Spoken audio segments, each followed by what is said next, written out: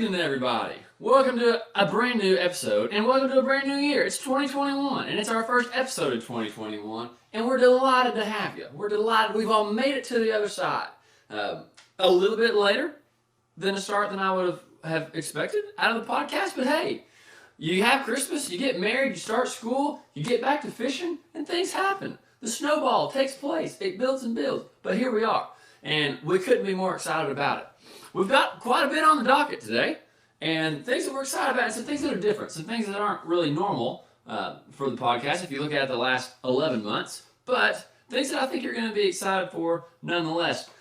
With this being a new year, I started thinking back to last year. It was February last year when we did our very first episode, early February, and so I wanted to start this year off just kind of looking to see how we've grown the last year, and let you all know, for anybody that might find themselves in the same spot that I was in last year, that Vince Forrest was at, as just a little baby. We're still just a little baby. But explain how we got our first 250 subscribers. Maybe they'll help you reach that mark. We're about to break 300, which is super exciting on YouTube. And I've been kind of really surprised with how the Instagram's grown, too. So we'll hit on some of that, so where if you are trying to get a podcast or a YouTube channel started, maybe look at our subscriber numbers and our view numbers and you think, well, maybe it's not the best place to start, but hey, I'm giving you my experience, give you my 10 cents, and then we're going to get into our resolutions. And really, I'm not a big New Year's resolution person. I'm kind of a do something when you think about it person. So really, this is going to be our New Year goals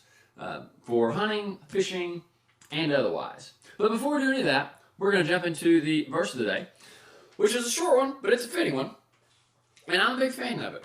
If you've ever opened the Bible, you've probably run into this. No, it is not John 3:16, but it's up there. This one we hear a lot.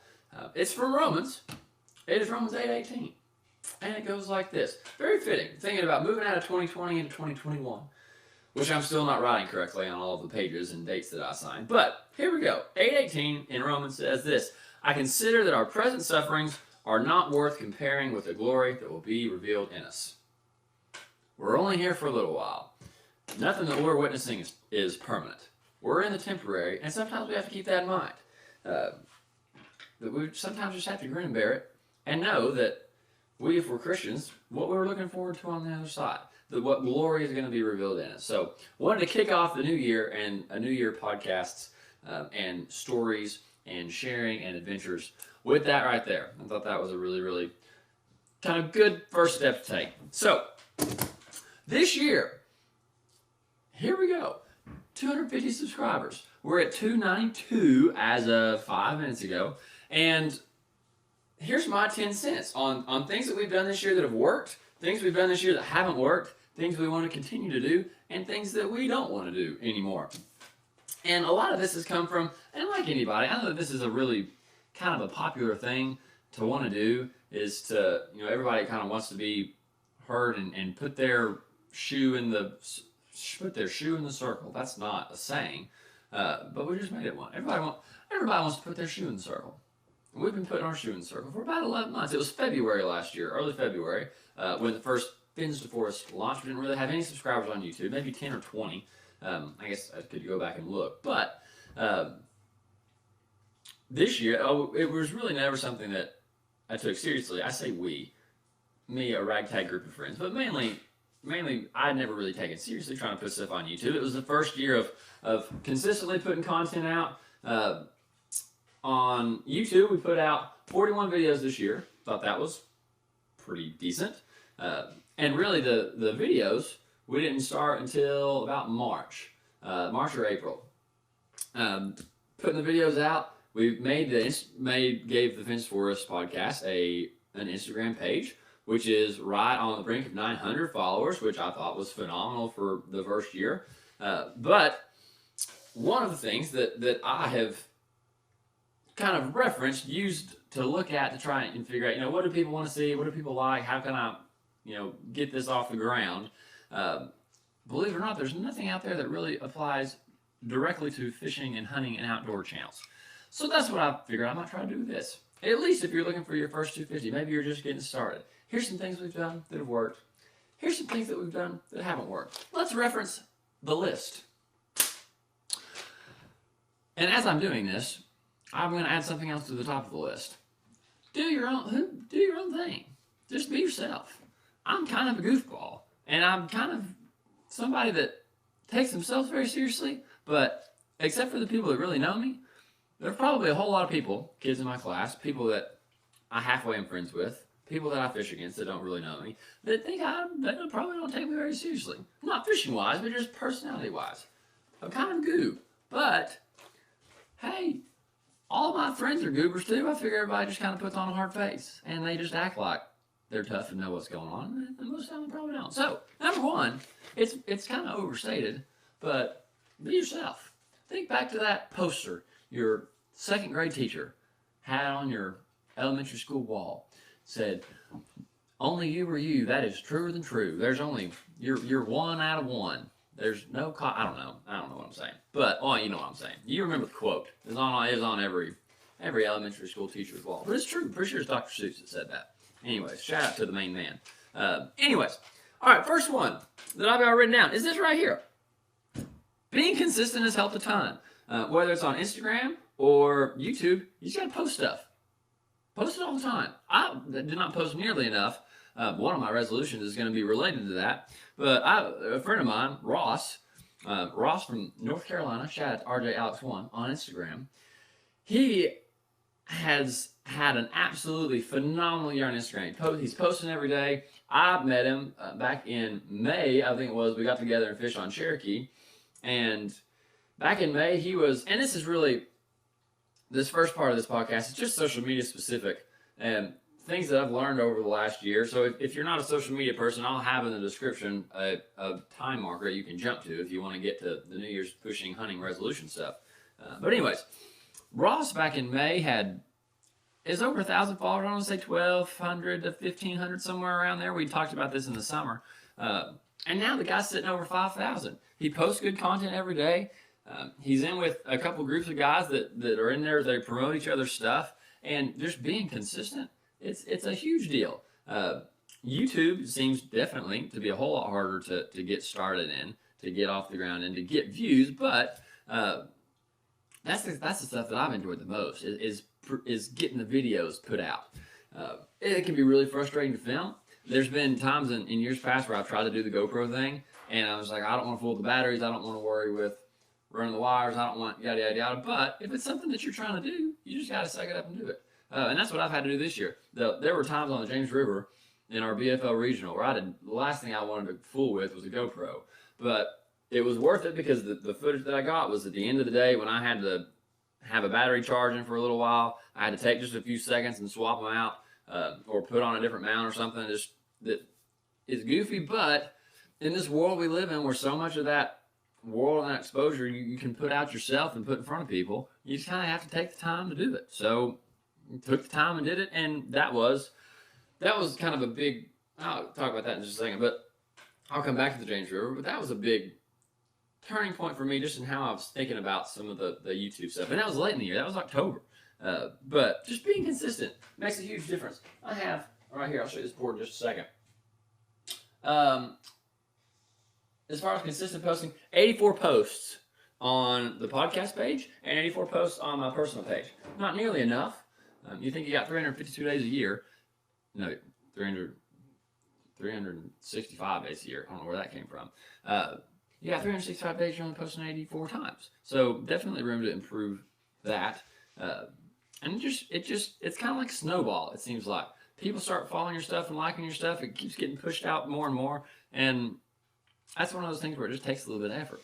And so realizing that it's just going to take a little bit of effort. Just take some pictures of stuff. Take some videos of stuff. Take some time to edit them. Make them look halfway decent. Throw them up. And it's like it or not, and I hate this. I hate the idea of bad content. The only thing worse than no content, the only thing worse than bad content is no content. Because I hate seeing crappy posts. But there's people that have 5,000-6,000 Instagram followers, if that's what you're after, and they post stuff that looks like a 5-year-old took a picture of it and then edited it while they were sitting on their toilet, getting their butt wiped by their mama.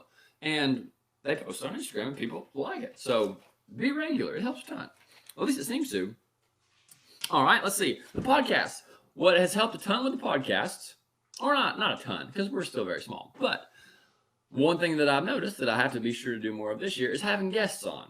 There's been far and away more people view and listen to the podcast with guests on, whether it was Dylan, cousin Logan, whether it was any of the guys that we go and fish the BFLs with.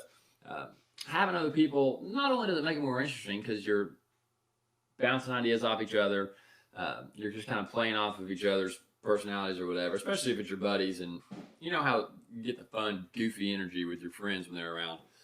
That helps a ton. But also, when you publish it and put it out, everybody that's in the podcast, they're going to want to have people listen to it too. So you've got somebody else promoting it without even realizing hardly that they're promoting it. So that's helped a lot. So having guests, talking about stuff that's trending and stuff that's popular. I'm going to look on mine right here. The channel, I had a video or a podcast that did so much better than I would have ever anticipated it doing, because it was a topic that I wasn't really super informed about, and I wasn't really trying to inform people on it. I was just sharing my experience. It was the arrow build video. But if I look back here at my most viewed of all time, it's in the top 10. So not a ton, 316.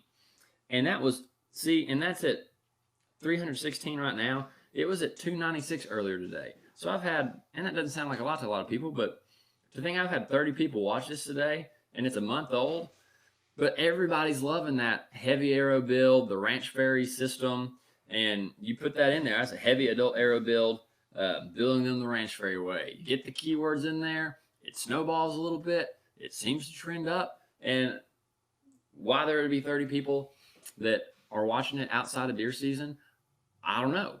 But the trending topic thing seems to work. It's not a great video. This was why every time I'm recording something and I get in and I start editing something, I'm realizing things that I want to do differently next time. And looking back, I was like, that was not a good video. I was in a room that had a really bad echo. I didn't run my audio the right way through the mic. I think I maybe just ran it through the camera, like literally took the raw camera footage and threw it up. So it doesn't sound great, but it's a trending topic, and it had a really good thumbnail. One of my better thumbnails, which is a whole other big thing that I'm starting to figure out and play with a little bit. All right, so that's one. The trending topics, the good thumbnails, that's next. And, of course, that's another really generic thing that you hear. Oh, good thumbnail, good thumbnail. You got to have a thumbnail. It's going to catch people's attention. And I'm working on that. I'm figuring out things that look the best. But I'm looking at my page right here, and if I go to videos, if I go to your videos, where I can just scroll down the list, I can see where I've started to kind of figure out the thumbnail thing a little bit better. And to me, I'm looking a lot of the deer season videos, the thumbnails look the same, or the text is kind of hard to read on the screen when it's in the thumbnail. Because you got to think, you make these thumbnails you're looking at it full screen, and it looks great, but when it's in its actual thumbnail size down there on the side of the screen, if you can't read what it says, it doesn't matter how cool the font is or how funky the colors are. If you can't read it, it doesn't matter. So I'm looking at these, and it's really, here's another trending thing that did a whole lot better than other videos that were posted at the same time. The truck bed frame, building the bed frame in the back of the pickup truck that goes in underneath the camper top. That's something that did really well. The video before it got 19 views. The video after it's had 20, and it was at 142. Now, granted, that was kind of a popular thing at the time too. It was end of August, so deer season's getting geared up. Guys were putting that kind of stuff in their truck, but it was pretty obvious that did a lot better. When I'm looking at the thumbnails, the James River one, I said I was going to come back to it. The James River Regional is where I look at my thumbnails and think, okay, that's where I started to make some better looking stuff. It's easier to read. There's a picture laid in over the top of the background. I stuck the little Fins Force logo up there in the corner, which is something that I'm still forgetting to do, not consistently doing, is putting that logo in every single thumbnail. Let's see, the Arrow Build one, that's a good looking thumbnail. Muzzleloader one's good. Have a couple bad ones. The What's in the Pack one, not great. And the views were terrible. Big buck encounters. And this is something else that's interesting. It wasn't until, I can look back here and look, middle of summer, probably. We started the podcast in February, I'm sorry. But it wasn't until June or so. I think yeah, it looks right here like it was in June. It wasn't until June that I started videotaping the podcast and putting them on YouTube. And I get so many more, not so many more, it's about 50-50. But the fact that it's that close was surprising to me. People watching the podcast in addition to listening to them. So I do it through Anchor, the Anchor platform, and I can get on Anchor and see how many people have streamed it over Spotify and Apple, all the different podcast platforms. But I'll have just as many, if not more, people watch the videos on YouTube, which has been surprising. That's just like the AeroBuild one. I probably only had 20 or 30 people listen to it, but I've had over 300 watch it, which is a cool thing. But even some of the recent ones, like I had, and this is the one that I still totally haven't figured out. I don't know if it was just a bad timing or what. But the last hunt that I had this year, of course, out of the hunting videos, the ones where you actually kill something, are the ones that have gotten the most views, with the exception of the last one, last hunt of the season. You can see the deer in the thumbnail. There's a big scrape that I've got circled. The text is a little bit small. It wasn't great. I probably tried to fit too much in the thumbnail, but it was not a bad title, and it's gotten 17 views. But then I do a deer season podcast right after that. That's at 71. So I've been really surprised by how well just the standalone podcasts have done, like the ones you're watching right now. My hat's off to you. I greatly appreciate it. So that's been something that I've just been finding interesting. Typically for me, because my background, I come from I'm a fisherman. I'm not a deer hunter typically. All my previous social media stuff, the stuff that I post, the stuff that I'm known for doing is fishing stuff, not hunting. This is the first time that this year was the first time that I filmed anything hunting, that I had tried to really put out any hunting content at all, even just hunting stuff on Instagram, whether it was through the podcast page or my own. And so I've expected, and it's been true, that the fishing videos have done a whole lot better than the hunting videos in general, as far as just the views go. But that's kind of my thing. You got to figure out what your thing is and lean on it, and then just kind of play with that other stuff on the side, it seems like. The BFL videos definitely got outviewed more than any other type of video consistently. Like, you got one that's, we were 3 away from 500 on the Douglas video. You've got, and then of course you had everything get kind of funky with COVID. The BFL at South Holston, 492, that one's close to 500. Actually, that was a practice video. Then the next one at 362. And then we go from 362 to 32, because it's the first podcast that I ever put on. But anyways, just figuring out kind of what's going to trend the best for you. The Norris BFL, 239. Okay, for me right now, especially these last few months when it's the tail end of deer season, fishing isn't really kicked off big yet, although it has now for me, thank goodness. Anything over 50 was about average. If I could break 100, that was really good.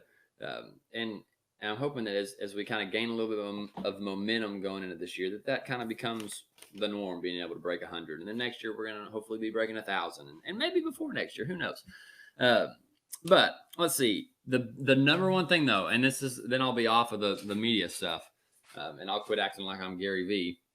But the number one help to getting people to view the Instagram and viewing the YouTube, especially subscribing to the YouTube, has been doing giveaways.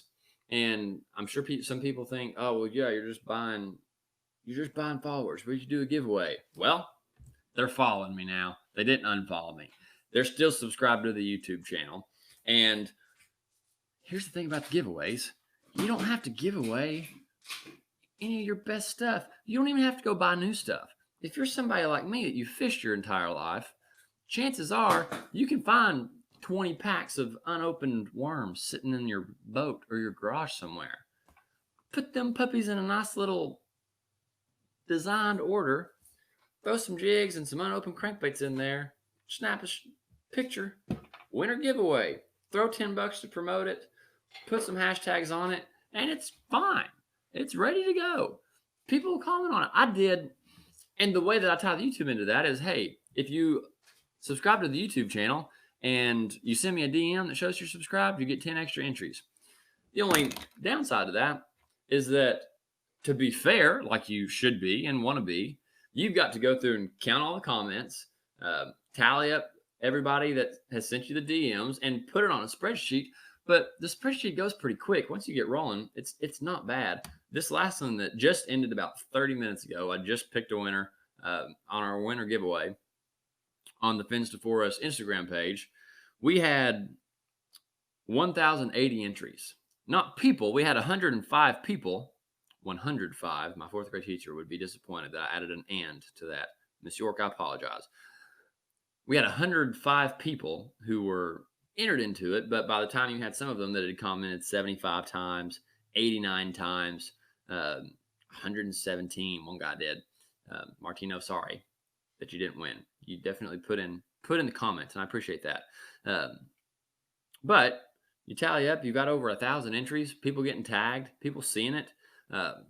And I gained, so I say 105 people, not all of them did what they had to do. Most of them did, which was just follow the Fins to Forest page, follow my personal page, and then they were good to go and then tag 2 friends. So it's easy. My personal page, I didn't do anything on it other than make it a requirement on the podcast page.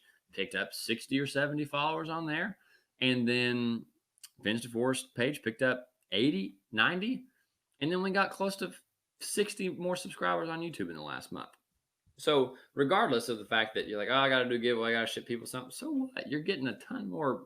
You're getting a whole lot bigger following for what I at least think is not very much output or not very much input, and you get a whole lot of return on it. So that was that. A few frogs. People love frogs. I threw some frogs in there. 4 frogs that I would never throw. Just put stuff one man's trash is another man's treasure. Open trash is all new stuff, but I just wouldn't use it. All right. So that's been the biggest stuff for me. That's how I got to 250 subscribers this first year. Almost 300, so close. By February 3rd, we'll be at 300. So we can say we got to 300 followers, our subscribers in our first year. At least hope so anyways. Let me make sure it's everything. I believe it is. Oh, yeah. And it's nice. I mentioned putting things through multiple different platforms, like sharing this and then putting it on the videos, but also having the 2 Instagram pages. You're able to kind of share stuff across the 2 pages and kind of self-promote. So that helps. Anything else? I finally had to bite the bullet on the video editing stuff. I quit trying to make the free programs work. I just wanted something that I knew was going to be solid and easy to use and do what I needed to do. So I went and bought Premiere Pro. I went and bought Photoshop. I bought the whole Adobe package. They get a teacher-student discount, which was super helpful, and I greatly appreciate it. Otherwise, I wouldn't have bought it. But it's just, if you're a teacher or student, $15 a month, you can get it. It's a steal. Not really, don't steal things, but it's a great deal. It's phenomenal. And so I've just bit the bullet and learned Adobe. Now it just gives me something else to learn, because I would get this free one and do a couple videos with it. I don't really like that. I'd get this free. I'd get Shotcut, and then I'd get yada yada yada, or what, I don't even remember all the names. And I was like, all right, just get Premiere Pro. And so I got Premiere Pro.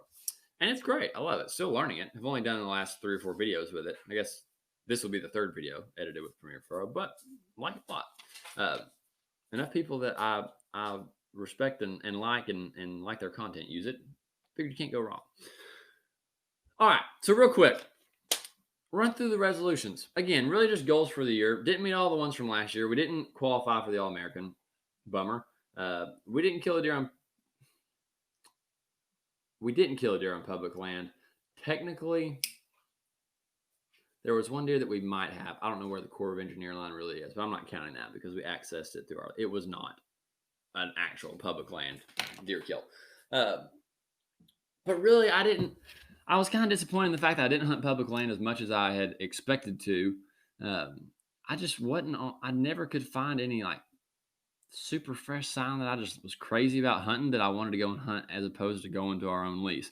I should have. Deer hunting at our lease, as you know, if you listen to some of the other podcasts, was kind of terrible compared to years past. Great time, a lot of fun, but it wasn't great. So, here's the resolutions for this year. Other ones that we did or didn't meet, I can't recall. I think those were the 2 big ones that we didn't do. We didn't qualify for the All-American. We didn't kill deer on public land. So here's the ones this year. Start with hunting, since that's the one that's just wrapped up. Kill a turkey. Turkey hunted quite a bit last year. Don't know what I'm doing with it. starting to figure it out. But this year, we will kill a turkey with 99%. Kill turkeys on the list. And tie into the turkey thing, I want to film Lucas Pruitt killing a turkey on his wedding day. My buddy who was just in my wedding, mine and Dana's wedding, 11 days ago, got married 11 days ago. Huge turkey hunter. He's getting married on the opening day of turkey season, which not a great choice if you ask me, but he didn't. But I said, Lucas, you're getting married on the opening day of turkey season. Why did you do that? He said, dude, we're going to have time. We can go. We can hunt that morning. So I would love to film him kill a turkey on his wedding day. I think it'd be awesome. So that's a hope. And then kill a buck. Killed some does this year. Could have killed more does this year. Could have killed some small bucks this year. Next year, kill a buck that's bigger than Barry, who's hanging on the wall right behind me. I flipped, I'm sure you've noticed. Barry's not behind me anymore, the buck. Lighting one great. Turn this desk around. Threw my freshman year college jersey in my Shadowbox Christmas gift. Shout out to Kim Leo, Terry Leo. Thanks for the gift. And I've got my little first deer hoof hat rack over here. This is going to be kind of my little creative corner, if you will. So anyways, kill a buck, kill a turkey, film Lucas killing a turkey on his wedding day. Fishing. Here's the big one. This is number one goal of the year.